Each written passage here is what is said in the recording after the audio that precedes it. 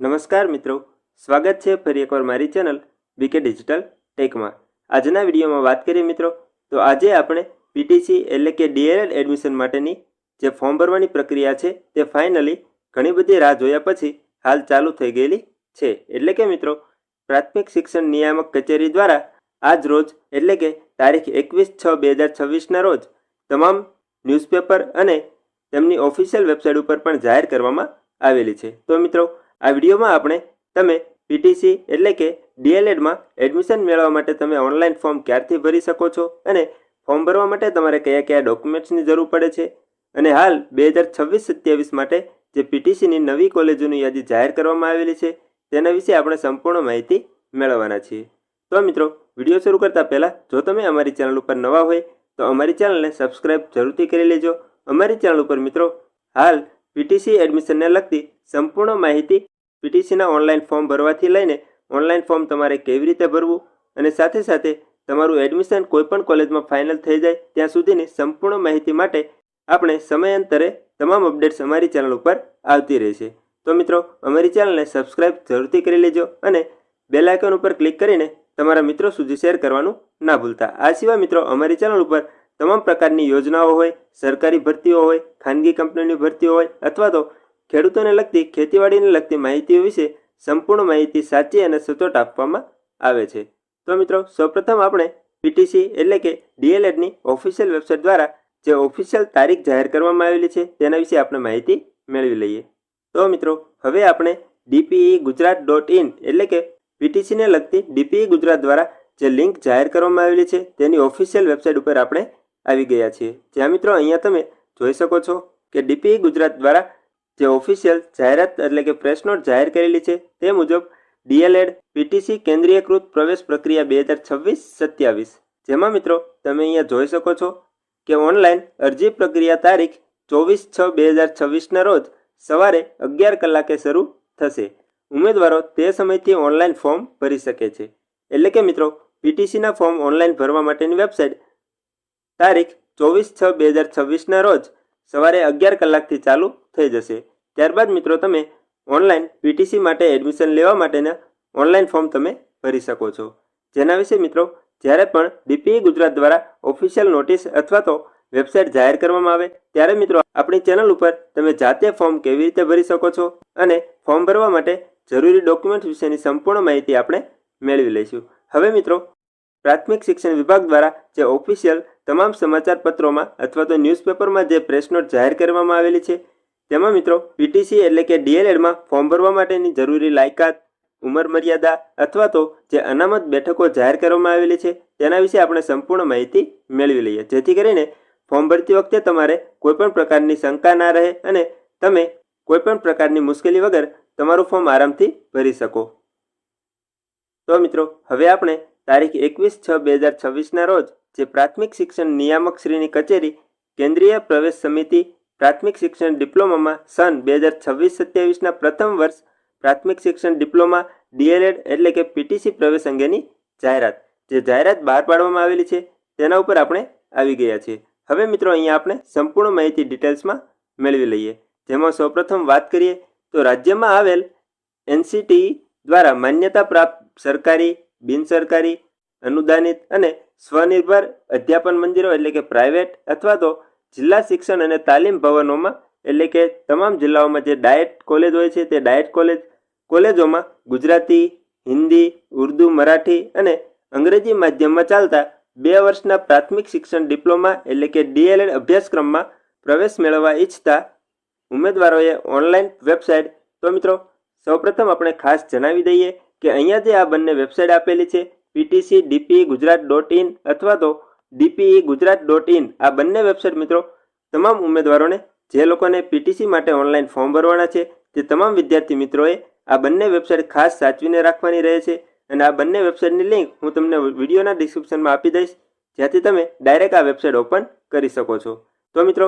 આ વેબસાઇટ ઉપર તમે તારીખ 24/6/2026ના સવારના 11 કલાકથી તારીખ 5/7/2026 રવિવારની રજા સાથે રાત્રિના 23 અને 59 એટલે કે રાત્રે 12 વાગ્યા કલાક સુધી તમે ઓનલાઈન અરજી કરવામાં જણાવવામાં આવેલું છે। એટલે કે મિત્રો જો તમે પીટીસી એડમિશન માટે ઓનલાઈન ફોર્મ ભરવા માંગતા હોય તો તમારે ખાસ મિત્રો અહીંયા જે તારીખ 24/6/2026 તારીખ 5/7/2026 સુધી તમે ઓનલાઈન ફોર્મ ભરી શકો છો। ત્યારબાદ મિત્રો આપણે આગળ વાત કરીએ તો ઓનલાઈન પ્રવેશ ફોર્મની હાર્ડ કોપી આધાર પુરાવા સાથે ચકાસણી કરાવવી, સ્વીકાર કેન્દ્ર પર જરૂરી ફી ભરી ફોર્મ જમા કરાવી પહોંચ મેળવી લેવાની રહે છે અને નક્કી કરેલ સ્વીકાર કેન્દ્રની યાદી જિલ્લાવાર વેબસાઇટ ptc.dpegujarat.in અથવા તો dpegujarat.in પર મૂકવામાં આવેલ છે।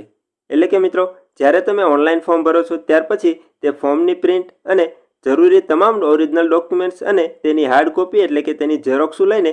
તમારે તમારા નજીકના કોઈ પણ કેન્દ્ર ઉપર અથવા તો તમને જે ઈચ્છા હોય તે કેન્દ્ર ઉપર તમારે રૂબરૂ જઈને તમારા ડોક્યુમેન્ટ્સ વેરિફિકેશન કરાવવાના રહે છે અને ત્યાર પછી ત્યાં તમારે જરૂરી ફી ભરીને ફોર્મ તમારું જમા કરવાનું રહે છે। ત્યાર પછી આગળ આપણે વાત કરીએ મિત્રો તો સ્વનિર્ભર સંસ્થાઓની તેમની મેનેજમેન્ટ કોટાની 15% સીટો શિક્ષણ વિભાગના તારીખ 5/7/2012 ઠરાઈની જોગવાઈ મુજબ ભરવામાં આવશે અને તે અંગેની સૂચનાઓ યથાપ્રસંગે વેબસાઇટ ઉપર મૂકવામાં આવશે। એટલે કે મિત્રો જે પ્રાઇવેટ કોલેજો હોય છે તેમાં પણ 15% સીટો તમારે મેનેજમેન્ટ કોટાની જે શિક્ષણ વિભાગ દ્વારા 5/7/2012 રોજ જે ઠરાવ જાહેર કરવામાં આવેલો હતો તે મુજબ ફરજિયાતપણે ભરવાનું રહે છે। ત્યાર પછી આગળ આપણે વાત કરીએ મિત્રો તો પ્રવેશ માટે જરૂરી લાયકાત એટલે કે તમારે પીટીસીમાં એડમિશન મેળવવું હોય તો તેના માટે કઈ લાયકાત જરૂરી છે તેના વિશે આપણે વાત કરીએ। તો સૌપ્રથમ આપણે વાત કરીશું ઉચ્ચતર માધ્યમિક પ્રમાણપત્ર પરીક્ષા ધોરણ 12 વિજ્ઞાન પ્રવાહ, સામાન્ય પ્રવાહ અથવા તો વ્યવસાયલક્ષી અને ઉત્તર બુનિયાદી પ્રવાહમાં ઉત્તીર્ણ કરેલ હોવા જોઈએ। એટલે કે તમે ધોરણ 12 પાસ હોવા જોઈએ અથવા તો ડિપ્લોમા કે આઈટીઆઈમાં ઉત્તીર્ણ થયેલ વિદ્યાર્થીઓ પ્રવેશપાત્ર ગણાશે। એટલે કે જો તમે ડિપ્લોમા કરેલું હોય અથવા તો 2 વર્ષનું આઈટીઆઈ કરેલું હોય તો પણ તમે પીટીસી માટે ઓનલાઈન અરજી કરી શકો છો। પરંતુ તેના વિશે ખૂબ જ મહત્વની વાત કે GSHACB દ્વારા સમકક્ષતા પ્રમાણપત્ર મેળવેલું હોવું જોઈએ। એટલે કે જો તમે ડિપ્લોમા અથવા તો 2 વર્ષનો આઈટીઆઈનો કોર્સ કરેલો હોય તો તમારે ગુજરાત બોર્ડ દ્વારા ધોરણ 12નું સમકક્ષ પ્રમાણપત્ર તમારી પાસે હોવું ફરજિયાત છે અને તેની સાથે સાથે ગુજરાત બોર્ડ દ્વારા જે અંગ્રેજી વિષયની પરીક્ષા લેવામાં આવે છે તે પરીક્ષા પણ તમારે પાસ કરવી ફરજિયાત રહેશે। ત્યાર પછી મિત્રો આગળ આપણે વાત કરીએ તો પ્રવેશ માટે લઘુત્તમ ગુણ એટલે કે પ્રવેશ મેળવવા માટે તમારે વધુમાં વધુ કેટલા માર્ક્સ હોવા ફરજિયાત છે જેના વિશે આપણે વાત કરીએ તો ઉમેદવારે ધોરણ 12માં નિયત કરેલ પ્રવાહોની પરીક્ષામાં કુલ ગુણમાંથી ઓછામાં ઓછા 50% ગુણ મેળવવા ફરજિયાત છે। પરંતુ અનામત કક્ષાએ એટલે કે અનુસૂચિત જાતિ, અનુસૂચિત જનજાતિ અને સામાજિક અને શૈક્ષણિક રીતે પછાત વર્ગ તેમજ આર્થિક રીતે નબળા વર્ગના ઉમેદવારો ઓછામાં ઓછા 45% ગુણ મેળવેલા હોવા જોઈએ। એટલે કે મિત્રો જે કોઈ પણ વિદ્યાર્થીઓ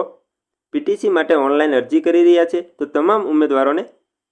ધોરણ 12માં ઓછામાં ઓછા 50% હોવા ફરજિયાત છે। તે સિવાય મિત્રો અનુસૂચિત જાતિ, અનુસૂચિત જનજાતિ અથવા તો સામાજિક અને શૈક્ષણિક રીતે પછાત વર્ગ અને આર્થિક રીતે નબળા વર્ગના ઉમેદવારોને ઓછામાં ઓછા 45% હોવા ફરજિયાત છે। ત્યાર પછી આગળ વાત કરીએ કે તમે કયા માધ્યમમાં તમે પીટીસીનો કોર્સ કરી શકો છો એટલે કે પ્રવેશનું માધ્યમ જેના વિશે આપણે વાત કરીએ મિત્રો તો ઉમેદવાર ધોરણ 10 અથવા ધોરણ 12નું શિક્ષણ જે માધ્યમમાંથી મેળવેલ હોય તે પૈકી કોઈ પણ એક માધ્યમમાં પ્રવેશ મેળવવા માટે અરજી કરી શકે છે। એટલે કે મિત્રો જો તમે ધોરણ 10 અને ધોરણ 12માં તમે ગુજરાતી મીડિયમ અથવા તો ઇંગ્લિશ મીડિયમમાં તમે